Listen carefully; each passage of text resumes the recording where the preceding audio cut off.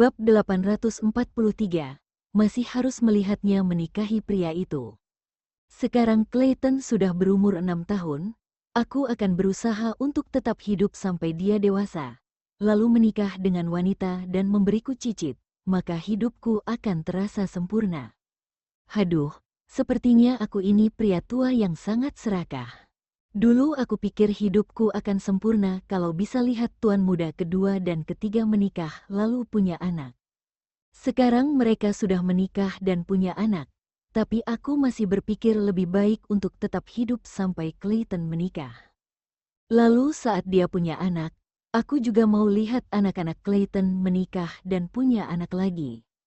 Haha, meskipun aku sangat serakah, tapi aku pasti tidak akan bisa lihat cicitku menikah dan punya anak. Rafael dengan tenang mendengarkan ocehan kakek Okto.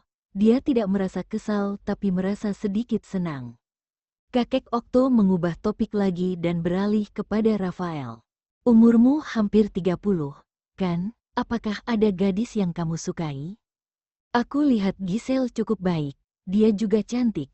Sikap dan sifatnya juga baik. Semuanya baik. Tidak, aku tidak berencana untuk menikah. Rafael menggelengkan kepalanya untuk menyangkal dan menjelaskan.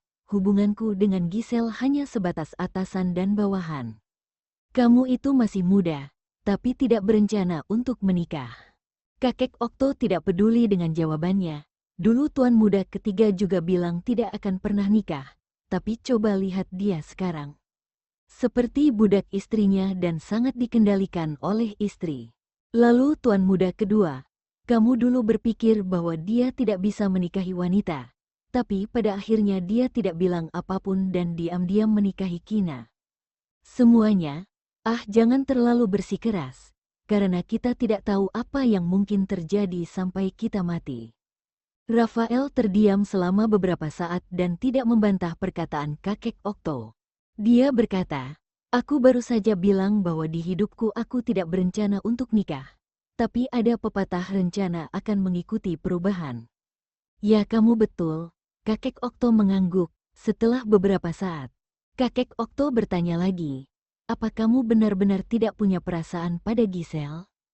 Ya, Rafael menjawab dengan datar. Izinkan pria tua ini bicara satu hal lagi ya. Kalau kamu benar-benar tidak suka Giselle, jangan selalu membawanya kemanapun kamu pergi. Agar tidak membuat gadis itu salah paham dan mengira kalau dirinya spesial untukmu, dan menunda kebahagiaan Giselle untuk bertemu pria hebat lainnya, kata kakek Okto dengan serius. Meskipun dia sudah tua, tapi bukan berarti tidak bisa melihat dengan jelas. Karena itu dia bisa melihat dengan jelas bahwa Giselle menyukai Rafael. Bagaimana caranya dia bisa tahu dengan melihatnya? Semua pasangan di rumah itu setiap hari menunjukkan kemesraan di depan kakek Okto, sehingga hanya dengan melihat saja dia bisa tahu. Rafael terdiam dan larut dalam pikirannya. Kakek Okto berhenti ketika melihatnya sedang merenung dan tidak bicara lagi. Keduanya berjalan-jalan di luar dan secara tidak sengaja sampai lupa waktu. Mereka baru kembali ke rumah ketika pelayan menelepon untuk mengatakan bahwa sudah waktunya untuk sarapan. Foto terkejut ketika melihat kakeknya berjalan dari luar berdampingan dengan Rafael. Wah, aku tidak percaya kamu bangun pagi banget untuk menemani kakek jalan-jalan pagi. Tuan muda ketiga, besok giliranmu untuk menunjukkan rasa hormatmu. Besok kamu bangun pagi, dan muncul di ruang tamu tepat waktu jam 6 pagi, untuk temani kakek jalan-jalan. Kakek Okto langsung menyebut namanya. Hah, Vito. Setelah merenungkannya, dia menggertakkan gigi dan berkata, oke.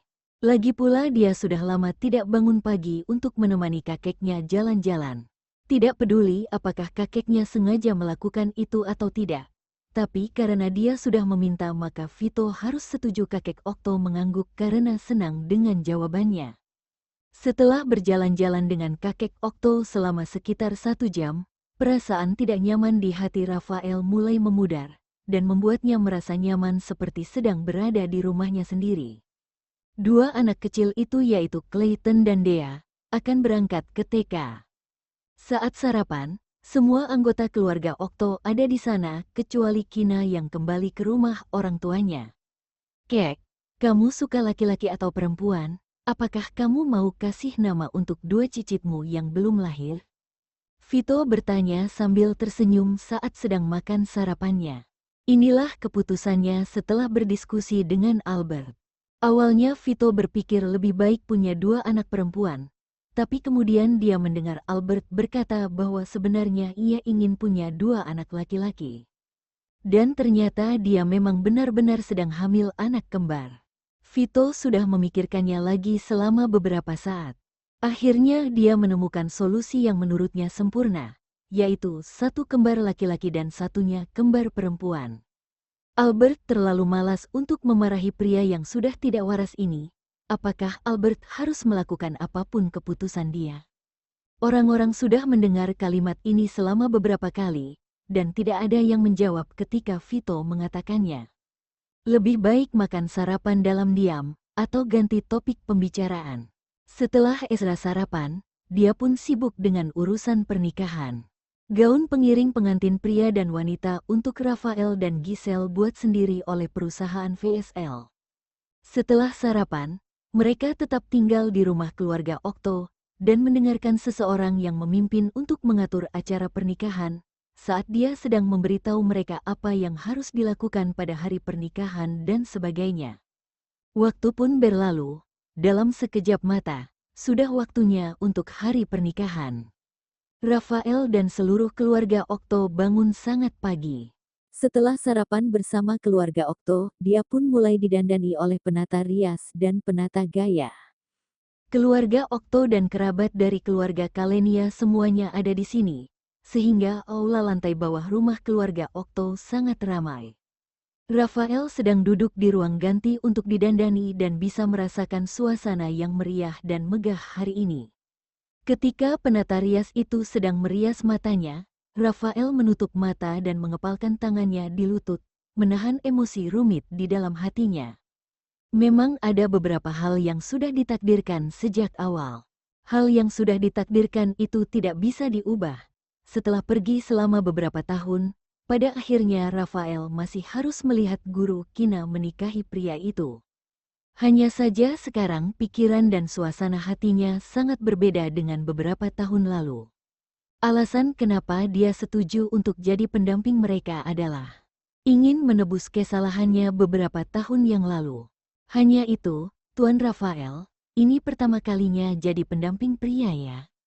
Jangan gugup dan santai saja. Hari ini adalah hari pernikahan Tuan dan Nyonya muda kedua. Jadi seharusnya yang paling gugup itu Tuan muda kedua. Untuk proses pernikahan, sepertinya orang yang bertanggung jawab untuk mengatur acara pernikahan sudah bicara dengan Tuan Rafael, kata penata rias sambil tersenyum dan menggodanya untuk menenangkan Rafael. Dia berpikir bahwa Rafael sedang gugup karena melihat tangannya mengepal dan napasnya tidak teratur. Ya, Rafael menjawab dengan acuh tak acuh dan tidak bicara lagi. Bab 844, Pernikahan Ezra dan Kina, Bagian 1, kali ini anak yang membawakan bunga adalah Clayton dan Dea. Karena akan menjadi anak pembawa bunga untuk Dedi dan mominya, membuat Clayton merasa bahagia dan senang sejak lebih dari seminggu yang lalu. Semalam bocah kecil ini sedang memikirkan pernikahan, dan sangat bersemangat sehingga baru tertidur saat tengah malam. Clayton menyetel alarm pada pukul 6 pagi, tapi dia sudah bangun jam 5 pagi. Saat gadis kecil itu masih tertidur, ada air liur yang menetes dari sudut bibir pinknya, dia terlihat sangat lucu dan imut. Clayton tersenyum melihat ini, lalu mengambil tisu dan menyeka air liur dari sudut bibir gadis kecil. Lalu Clayton langsung berdiri dan pergi ke kamar mandi untuk mandi dan berganti pakaian. Sudah hampir jam 6 saat dia selesai bersiap-siap. Ketika Clayton membuka pintu kamar, dia menemukan bahwa orang dewasa sudah bangun.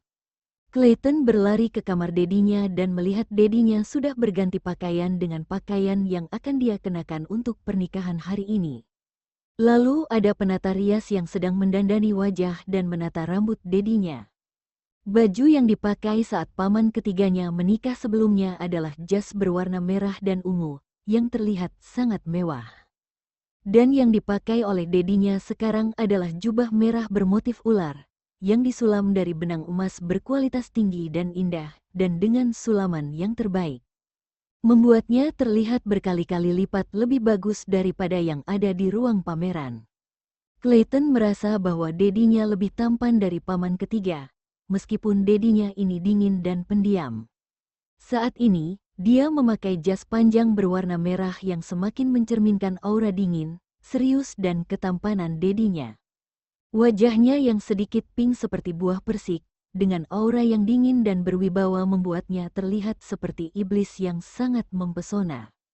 Dedinya terlihat lebih tampan hari ini daripada saat memakai seragam militer. Ini adalah pertama kalinya Clayton melihat dedinya terlihat sangat tampan. Clayton tidak bisa menahan diri untuk tidak berkata dalam hatinya, "Dediku adalah yang paling ganteng sedunia." Dia berpikir kalau nanti mominya lihat, mungkin akan berkata dalam hatinya, "Suamiku ganteng banget sih dan aku akan menikahinya." Oh, oh, oh. Sini, Ezra melambaikan tangan kepada putranya, memberi isyarat supaya dia mendekatinya. Clayton tersentak kembali dari lamunannya. Oh, ya, dia belum bangun. Dia berjalan ke kursi di sebelah dedinya dan duduk, lalu bertanya sambil tersenyum. "Sebentar lagi kita akan bawa Momi kembali. Dedi sudah tidak sabar, kan?" Dedinya ini lebih manja daripada dirinya sendiri, dan Clayton sudah merasa puas selama dia bisa video call dengan Momi setiap hari. Tapi dedinya akan pergi ke rumah neneknya setiap hari dengan alasan ingin makan, tapi sebenarnya dia datang untuk menemui Momi. Ezra menjawab sambil tersenyum tipis, nada suaranya sedikit gemetar yang memperlihatkan kalau dia sedang bersemangat. Apalagi setelah Kina kembali ke rumah orang tuanya, meskipun Ezra akan mengunjunginya setiap hari. Tapi setiap malam ketika ingin tidur, dia tidak bisa mencium, memeluk, atau menyentuhnya. Ini terlalu menyiksa Ezra, tapi untungnya hari ini dia akan membawa Kina kembali, dan tidak akan pernah berpisah lagi. Dan hari ini adalah pernikahan mereka yang tertunda selama 7 tahun. Jadi tentu saja Ezra sangat bahagia, bersemangat dan sudah menantikannya. "Dedi, apakah hari ini Momi akan secantik ibu angkat Albert saat hari pernikahan paman ketiga?" Clayton bertanya dengan penuh harap. Dia tidak mengubah panggilannya menjadi bibi ketiga Albert, tapi masih memanggilnya ibu angkat Albert. Clayton belum pernah lihat mominya memakai gaun pengantin, jadi dia tidak bisa membayangkan mominya akan terlihat seperti apa hari ini. Dia ingat bahwa pada hari pernikahan paman ketiga, Ibu Baptis Albert memakai gaun bermotif naga dan burung phoenix, dan terlihat sangat indah sampai Clayton tidak bisa mengalihkan pandangannya. "Tidak, momi kamu itu yang tercantik dan bahkan lebih cantik dari ibu angkatmu Albert," kata Ezra seolah-olah seperti orang yang sedang dimabuk cinta. "Tuan muda ketiga, istriku itu paling cantik. Heh kakak kedua, ayo keluar dan berkelahi denganku." Tuan muda kedua diam-diam mengeluarkan pistol. "Ayo, aku kasih kamu 3 kali kesempatan." Tuan muda ketiga, "Hah, hei istriku, kakak kedua lagi menggertak suamimu nih." "Iya betul, momi paling cantik." Clayton setuju dengan pendapat dedinya. Kemudian Ezra meminta 2 penata rias untuk mendandani putranya. Ayah dan anak itu selesai bersiap-siap dan menata rambut mereka saat sudah lebih dari jam 7. Lalu mereka turun untuk sarapan. Keluarga dan kerabat Okto yang lainnya juga satu persatu datang ke ruang makan untuk sarapan. Dan Rafael yang menjadi groomsman juga muncul beberapa saat kemudian. Meskipun kemarin Ibu Ezra, Kalenia sudah mengatakannya kemarin, tapi dia masih menjelaskan kepada Ezra secara perlahan tentang apa yang harus dilakukan saat menjemput pengantin wanitanya nanti. Setelah sarapan, Ezra kemudian pergi dari rumah keluarga Okto untuk menjemput pengantin wanitanya, Kina dan keluarganya. Di sisi lain, untuk sementara Vito tetap tinggal di rumah keluarga Okto dan menerima tamu yang terus berdatangan untuk menghadiri pesta pernikahan. Ada banyak orang yang ikut menjemput pengantin wanita, jajaran seluruh mobil yang ikut terlihat sangat panjang hingga tidak terlihat ujungnya. Mobil yang dipakai adalah berbagai mobil mewah limited edition, dan ada helikopter yang memfotonya dari atas. Mobil yang berada di depan adalah mobil mewah berwarna hitam pekat yang mendahului mobil pengantin.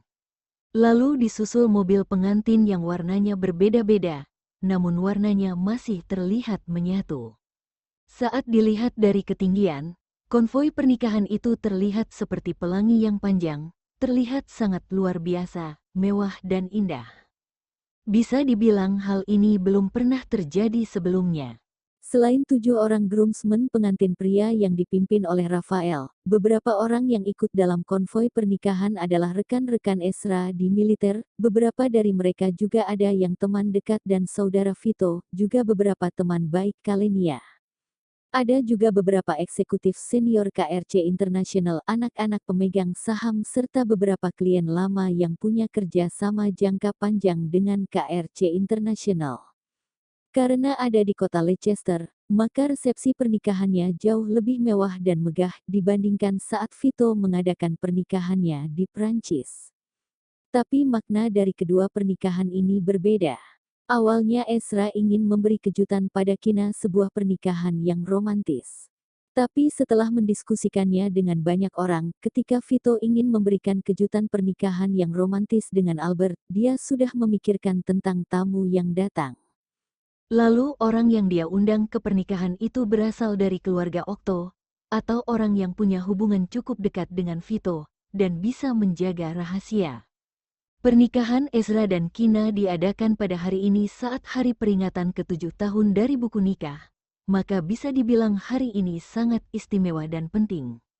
Di sisi lain, Kina pernah menghilang selama beberapa tahun dan sekarang hanya punya beberapa teman dekat.